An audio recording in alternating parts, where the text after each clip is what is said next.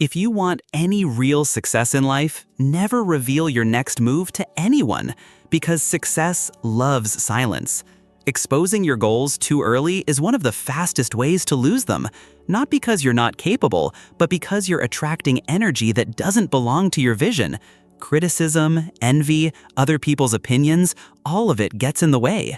And when you're still building something, talking too much can drain the very momentum you need to win. That's why successful people move in silence. They don't broadcast every step. They don't chase approval. They work, they build, and they let results do the talking. There's a kind of power that only grows in silence. It's like planting a seed deep into rich soil. Nothing flashy, no fireworks, just quiet, steady growth where no one's watching. Real success doesn't crave attention, it requires patience. I learned early on that the most meaningful victories often come without a single cheer. You don't need the crowd to clap while you're still digging the foundation, just keep building.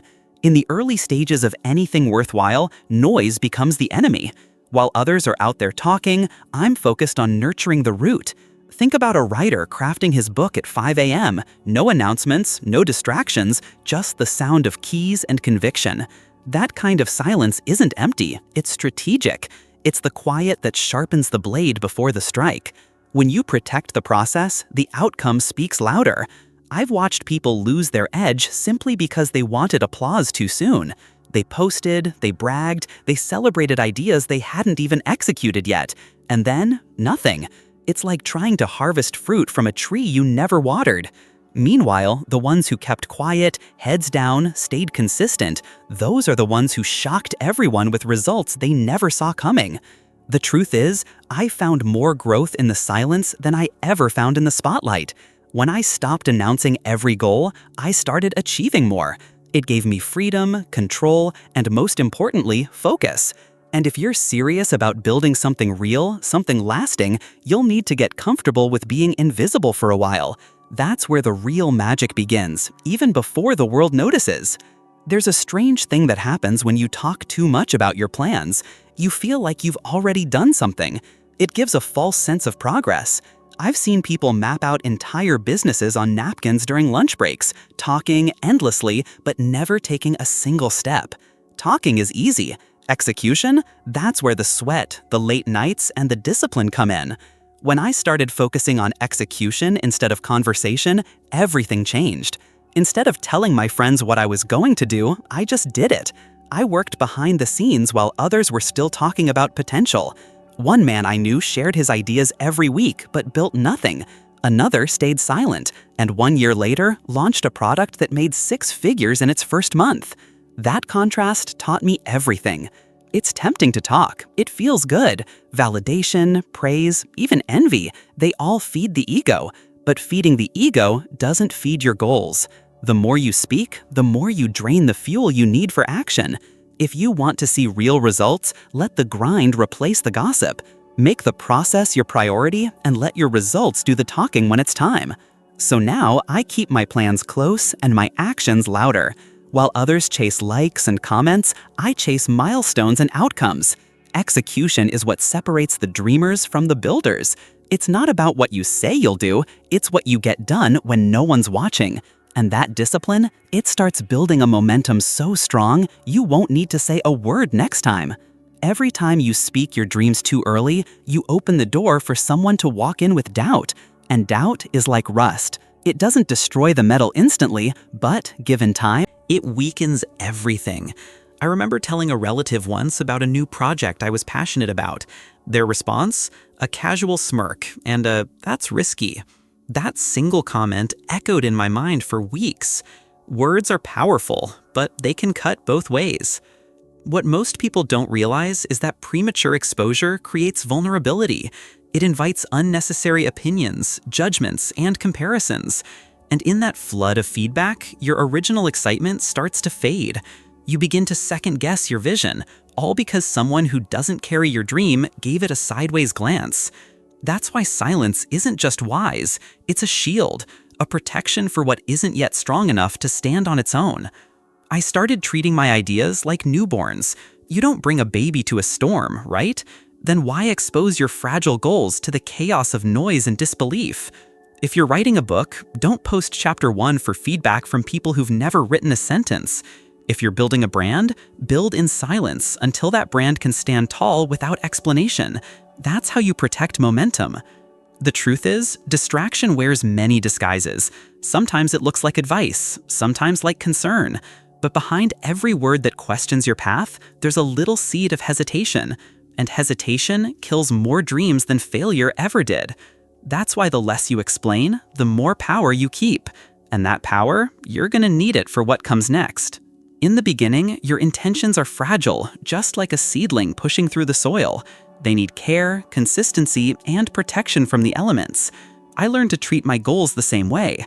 You don't plant a seed and then rip it out every day to check if it's growing. That's what we do when we overexpose our plans. Too much light, too much noise, and the dream withers before it even gets a chance. When you're just getting started, your ideas aren't ready for outside influence. They're still forming, still adapting, and even a slight gust of doubt can knock them off course. That's why I don't share my intentions with people who haven't earned the right to hear them. If they haven't watered their own dreams, how can they help grow mine? Sometimes silence isn't secrecy, it's strategy. There's something sacred about building in private, like a craftsman perfecting his work before unveiling it to the world. I remember working on a new venture, and for 6 months, I didn't tell a soul. No social media posts, no family updates, just pure, focused work. When I finally launched, people were shocked. That impact? It only happens when you guard the process from premature exposure. Think of your goals like a fire in the wild. In the early stages, it's just a spark. One gust of wind, and it's gone. But give it protection, give it fuel, and in time, it'll become a blaze that lights the way forward. That's the power of guarding what's yours. And if you think that's intense, just wait until you see what happens when that fire finally catches. There's a certain kind of magic in showing up with results nobody saw coming. That's the power of the element of surprise. While the world is busy watching loud beginnings, I prefer quiet preparation. Because when you emerge with something complete, something real, it shocks people in the best way. It's like the artist who vanishes for a year, then drops a masterpiece that makes the world stop. You don't get that kind of impact when you're narrating every step. There's no wow factor in a story everyone already knows the ending to. When I launched my first big project in silence, the reaction was 10 times stronger than anything I'd ever done before. Why? Because no one expected it. It wasn't diluted by months of build-up or over-explanation. It just hit, and it hit hard. The beauty of surprise is that it carries weight. When your actions speak before your words, people listen differently. They take you seriously because you didn't ask for attention, you earned it. The truth is, distraction wears many disguises. Sometimes it looks like advice, sometimes like concern. But behind every word that questions your path, there's a little seed of hesitation. And hesitation kills more dreams than failure ever did. That's why the less you explain, the more power you keep. And that power, you're gonna need it for what comes next. In the beginning, your intentions are fragile, just like a seedling pushing through the soil. They need care, consistency, and protection from the elements. I learned to treat my goals the same way. You don't plant a seed and then rip it out every day to check if it's growing. That's what we do when we overexpose our plans. Too much light, too much noise, and the dream withers before it even gets a chance. When you're just getting started, your ideas aren't ready for outside influence. They're still forming, still adapting, and even a slight gust of doubt can knock them off course. That's why I don't share my intentions with people who haven't earned the right to hear them. If they haven't watered their own dreams, how can they help grow mine? Sometimes silence isn't secrecy, it's strategy. There's something sacred about building in private, like a craftsman perfecting his work before unveiling it to the world. I remember working on a new venture, and for 6 months, I didn't tell a soul. No social media posts, no family updates, just pure, focused work. When I finally launched, people were shocked. That impact? It only happens when you guard the process from premature exposure. Think of your goals like a fire. I've watched underdogs rise from nowhere, precisely because they didn't advertise the climb. They just showed up at the top, and suddenly, everyone wanted to know how they got there. If you want to leave an impression, don't leak the trailer, deliver the film. Hold your moves close and let the silence build tension. It's in that tension that curiosity grows. And when curiosity meets excellence, you create a moment people don't forget. That's the kind of moment you can't buy or talk your way into, but you can build it, quietly, carefully, and with intention.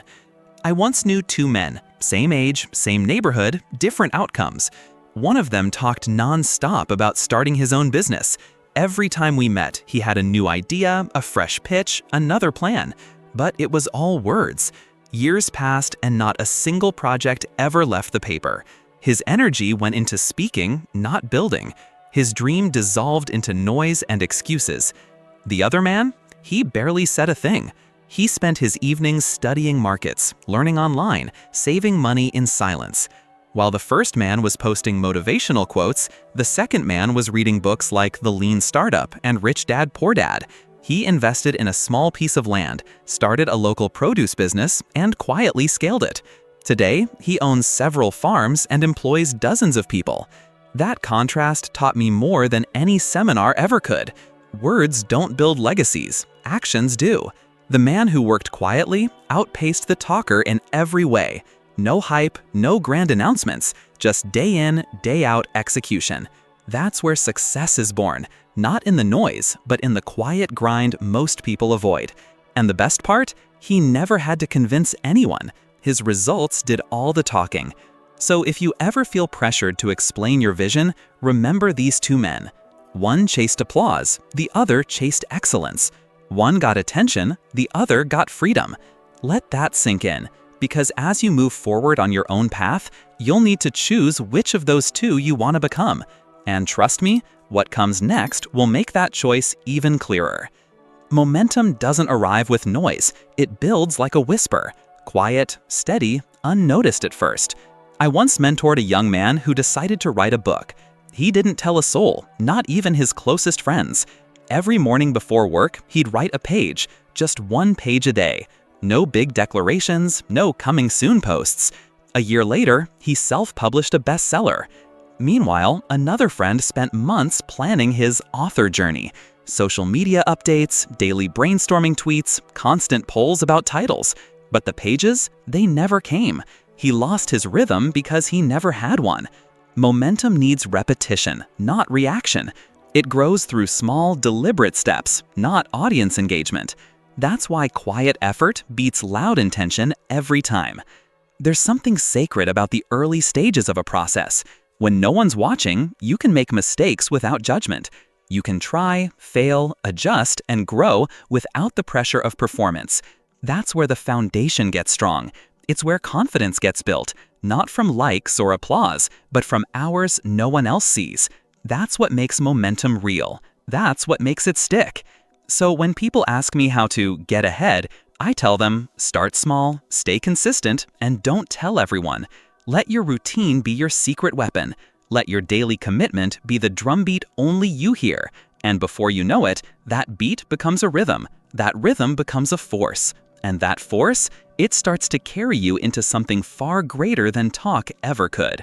Focus is like glass, clear, powerful, but easily shattered. The moment you start sharing your plans with too many people, you invite confusion. Everyone has an opinion, and most of them are based on their own fears, not your potential. I once shared an idea with someone I respected, and their hesitation planted doubt in me. I paused my progress for months, all because I let one voice interrupt my rhythm. You need to protect your vision like it's oxygen. Limit who you allow into that inner circle. If someone doesn't share your discipline, your hunger, your drive, they don't deserve access to your blueprint. That's not arrogance, that's protection. Too many dreams die not from lack of effort, but from exposure to the wrong environment. Focus only survives where it's respected. I learned to filter advice the same way I filter food. Just because it's offered doesn't mean it's good for you. Some people will project their failures onto your future. Others, without meaning harm, will redirect your path with irrelevant feedback. That's why I stopped asking for validation and started trusting my own rhythm. Progress became smoother, decisions became clearer, and my energy unshakable. When you treat focus like a fragile resource, you start to notice who strengthens it and who drains it. You create boundaries, not walls. You stay open to learning, but only from those who've built what you're building. That's how you stay sharp, stay steady, and stay the course. Because in what's coming next, you'll need every ounce of clarity you can hold on to. The moment you broadcast your goals, you send out an open invitation for noise. And let me tell you, noise doesn't help. It distracts, it distorts, and it divides your attention. The more people know about your next move, the more opinions, criticisms, and envy start circling. I've seen it happen countless times. A good plan gets crushed under the weight of bad energy that never should have been there in the first place. I used to think sharing meant accountability, but what it really brought was interference. Friends offering unsolicited advice, strangers questioning the logic of my vision. All of it chipped away at my drive. I realized I was spending more time defending my dream than building it. That's when I stopped talking and started moving, alone, in silence, where momentum doesn't get muffled. Every time you share, you split your energy. Half goes to creating, the other half goes to managing the reactions. That division kills flow. If you're working on something big, an investment, a business idea, a habit transformation, keep it off the stage. Let your life become the proof.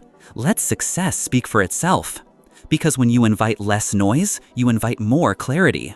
And the beauty of silence, it creates mystery. People don't know what you're building, but they feel something is coming. That anticipation works in your favor. You move in peace, undistracted, unbothered. And when you finally show what you've been creating, it hits differently. And what's coming next? Trust me, it'll need that quiet space to grow. When you keep things to yourself, your purpose becomes sharper. You're not adjusting your path to fit other people's expectations. You're walking your own road, eyes forward, no distractions. I've had seasons where I shared nothing with anyone, not out of secrecy, but out of respect for the clarity I was building. In those moments, I could hear my own thoughts again. I could feel what truly mattered. Discretion creates a bubble where your vision can breathe. Without outside pressure, you move at your own pace. You learn from your mistakes quietly. You adjust without fear of being judged. That's how real growth happens. You're not putting on a show, you're doing the work. And because you're not trying to impress anyone, you stay aligned with the reason you started in the first place. I tell people all the time, when you shut out the noise, your purpose speaks louder. You stop chasing trends and start chasing truth. You begin to notice patterns in your own thinking. You start building not just with strategy, but with soul. That's when the work feels right. That's when you stop looking for permission and start building conviction. And here's the best part. When you live this way, the world can't shake you. You've already weathered doubts. You've already tested the plan. You've already become the kind of person who doesn't need approval to move forward. That's the edge discretion gives you, and it's the edge you'll need for the next phase. Privacy isn't about isolation, it's about liberation. When you stop performing for the crowd, you finally get to build for yourself. I found so much peace in silence. No pressure to impress, no need to explain, just space to evolve. I could fail in peace, rethink in peace, and grow in peace. That kind of freedom is rare, and once you taste it, you'll never want to go back to the noise. In that space of privacy, I started trusting myself more. I didn't need likes to feel validated. I didn't need praise to feel progress. I knew what I was doing, why I was doing it, and where I was headed. And with that self-trust came a confidence that wasn't loud, it was steady. A kind of quiet confidence that doesn't shout, but doesn't shake either. I've watched too many people collapse under the weight of public pressure. They launched too soon, shared too early, exposed their dreams before they were ready.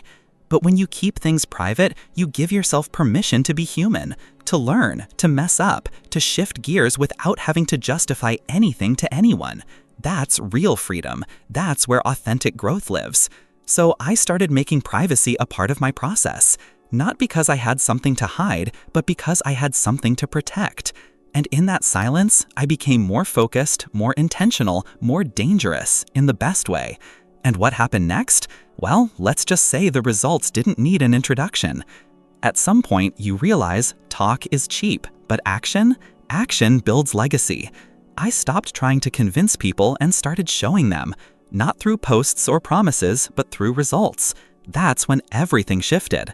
People didn't need to hear what I was planning anymore. They could see what I was building. No explanations, just execution. And that silence, it became the loudest thing in the room. The truth is, the world listens when results walk in, not when theories are being shared. I've met folks with 10 podcasts and 0 businesses, and I've met silent builders who changed their family's future in 2 years. No hype, no noise, just consistent action. That's who I chose to become, a quiet doer in a world obsessed with noise. And guess what? It worked. You don't have to argue your value. You don't have to sell your potential. Just build it. Let your habits speak. Let your progress speak. Let your peace, your stability, your results do the talking. Because when you walk into a room with proof, you don't have to explain a thing. That's power. And power, when built right, is undeniable. So now, I don't announce my next move. I don't ask for permission. I just build. And eventually, they all notice. Because real success doesn't knock. It walks in. It owns the room. And it leaves no doubt about where it came from. The next step? Oh, that's where the story really starts to unfold. Now that you've seen what silence can build, the question is, what are you going to do with it? Are you going to keep feeding your goals to the crowd, or are you finally ready to protect them like they matter? Because the life you want, it's not built through noise. It's built through discipline, through focus, through action that doesn't beg for attention. You don't need validation to start. You don't need applause to keep going. All you need is the courage to move quietly and the patience to let your results speak. So now, I challenge you, look at your goals. What have you been talking about for too long? And what can you finally build in silence starting today? Drop a comment and tell me one thing you're going to stop sharing and start doing. Let's make this personal. And if this message hit home, don't just move on. Hit that subscribe button, turn on notifications, and stick around. Because here, we talk less and build